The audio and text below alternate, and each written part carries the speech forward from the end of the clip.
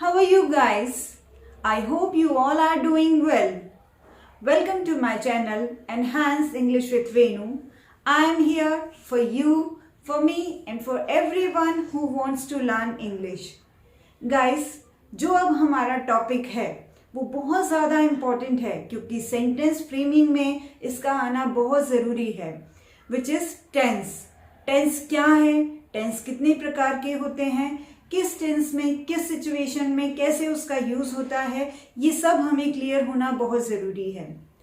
जब हम इंग्लिश में किसी से बातचीत करते हैं तो बातचीत के दौरान केवल वर्ड्स के द्वारा बात कन्वे करना थोड़ा सा वियर्ड भी लगता है और हमारी बात शायद प्रॉपर तरीके से कन्वे हो या ना हो. And specially in written English में आपको टेंसेस का आना बहुत ज़्यादा ज़रूरी है.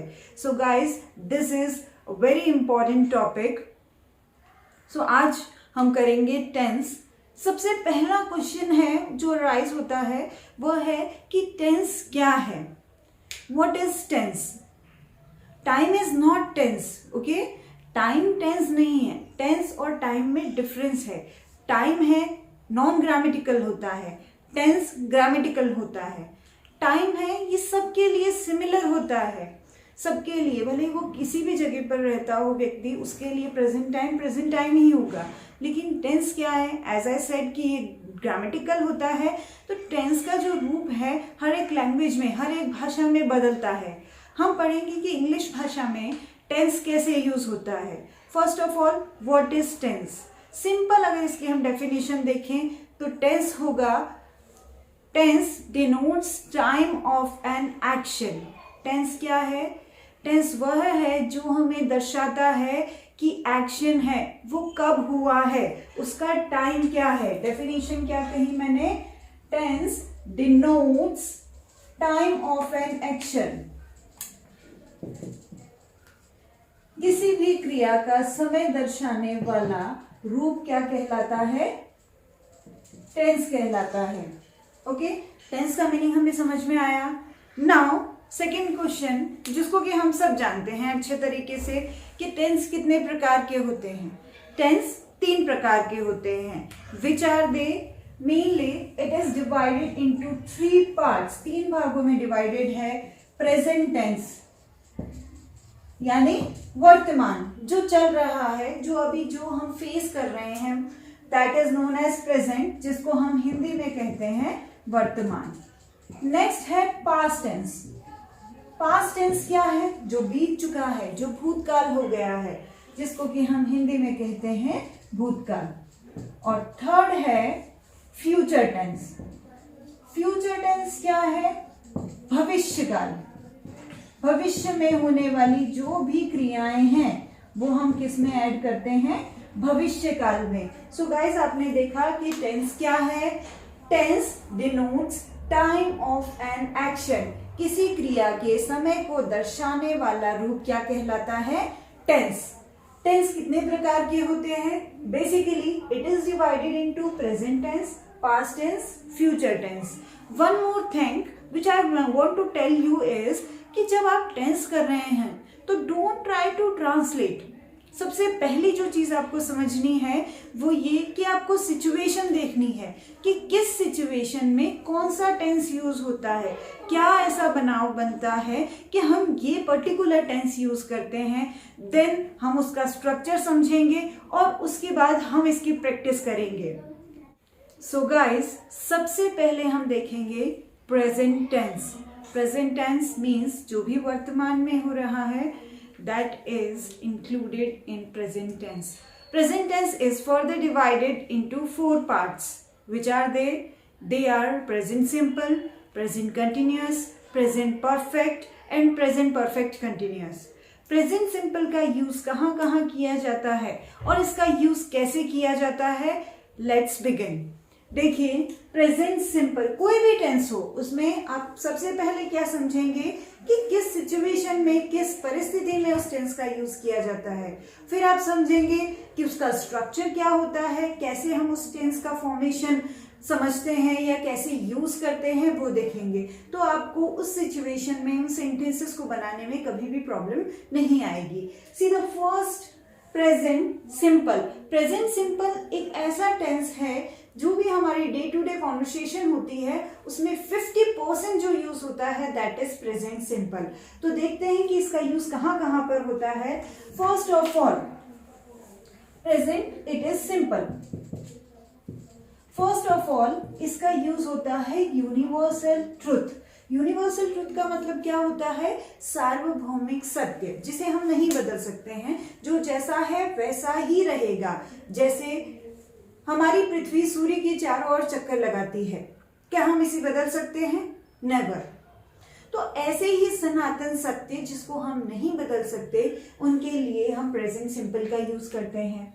सेकेंड है प्रिंसिपल। प्रिंसिपल दैट मीन्स सिद्धांत। सिद्धांत क्या होते हैं? जैसे पानी 100 डिग्री सेल्सियस पर उबलता है, it is principle, it is सिद्धांत। सिद्धांत कहते हैं हम इसे। तो जब भी हमें सिद्धांत शो करना होता है तो भी हम प्रेजेंट सिंपल का यूज करते हैं। नेक्स्ट है परमानेंट एक्टिविटी।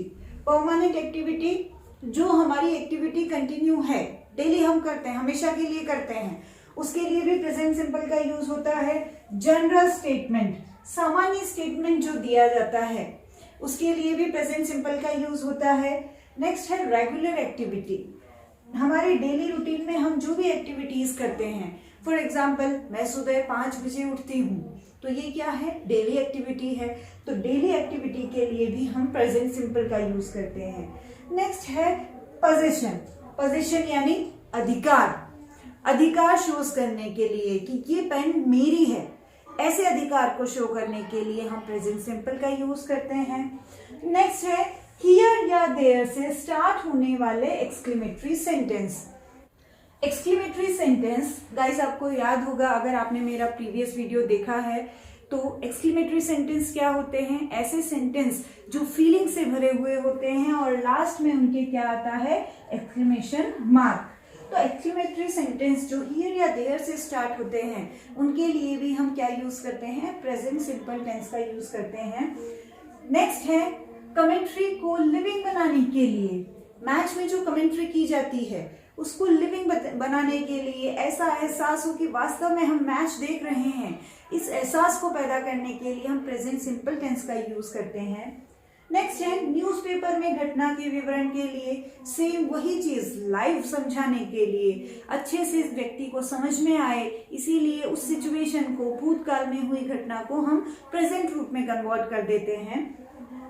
लास्ट है पूर्व निर्धारित घटनाओं के बारे में बताने के लिए। फ्यूचर में हमने कुछ करने का डिसाइड किया है, कभी कभी उसके लिए भी हम प्रेजेंट सिंपल टेंस का यूज करते हैं।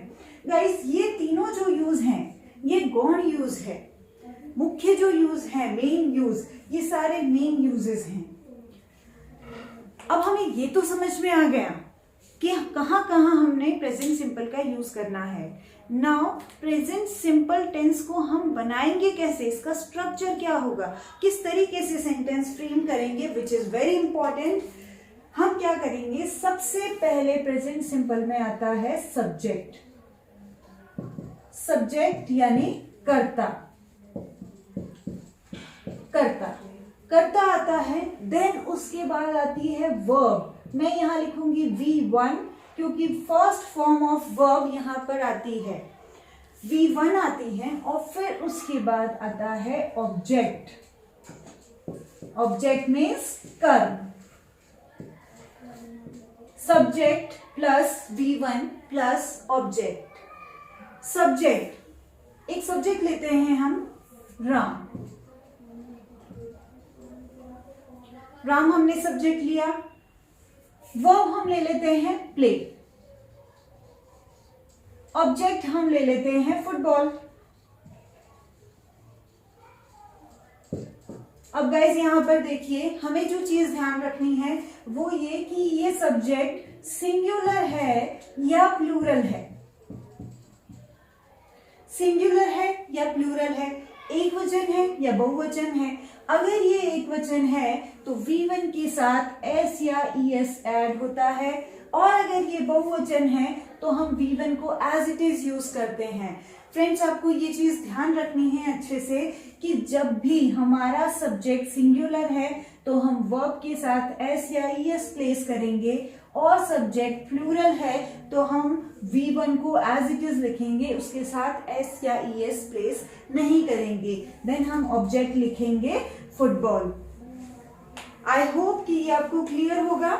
अब हम देखेंगे यूनिवर्सल ट्रुथ का कैसे एग्जाम्पल आएगा। यूनिवर्सल ट्रुथ मैंने आपको एग्जाम्पल दिया था कि पृथ्वी जो है सूर्य की चारों ओर चक्कर लगाती है, तो यहां पर हमारा सब्जेक्ट क्या हुआ, अर्थ। द अर्थ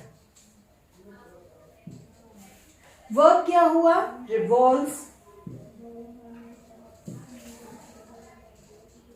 अराउंड द सन, उसके चारों ओर चक्कर लगाती है, इसलिए हमने बोला around the sun. The earth revolves around the sun. आपने देखा अर्थ, अब यहां V1 हुआ, V1 S या ES हुआ क्योंकि अर्थ एक है। The earth revolves around the sun, ये क्या हुआ, यूनिवर्सल ट्रुथ हुआ। फ्रेंड्स, हमारा एग्जाम्पल था राम प्लेज फुटबॉल, ये हुआ सिंपल सेंटेंस। अब इस सेंटेंस का जब हम नेगेटिव बनाएंगे, जब भी हम किसी भी सेंटेंस का नकारात्मक रूप बताते हैं, तो नेगेटिव सेंटेंस में हमेशा हमें हेल्पिंग वर्ब की जरूरत होती है। किसकी जरूरत होती है, हेल्पिंग वर्ब की जरूरत होती है, जो हमारे पास यहाँ नहीं है। प्रेजेंट सिंपल जो सेंटेंसेस होते हैं उनमें हेल्पिंग वर्ब डू और डज का यूज होता है। किसका यूज होता है, डू एंड डज। डू किसके साथ, प्लूरल के साथ, और डज किसके साथ, सिंगुलर के साथ। ओके, अब हम देखिए राम, राम क्या है, सिंगुलर है, सिंगुलर के साथ हम हेल्पिंग वर्ब यूज करेंगे डज। सब्जेक्ट हमने पहले लिखा राम डज, डज लिखा। अब हेल्पिंग वर्ब के बाद हमेशा हमें नॉट लगाना है, राम डज नॉट, नहीं। अब जब हम V1 लिखेंगे तो V1 S या ES छोड़ देगा, उसमें से हम S या ES को निकाल देंगे, हटा देंगे।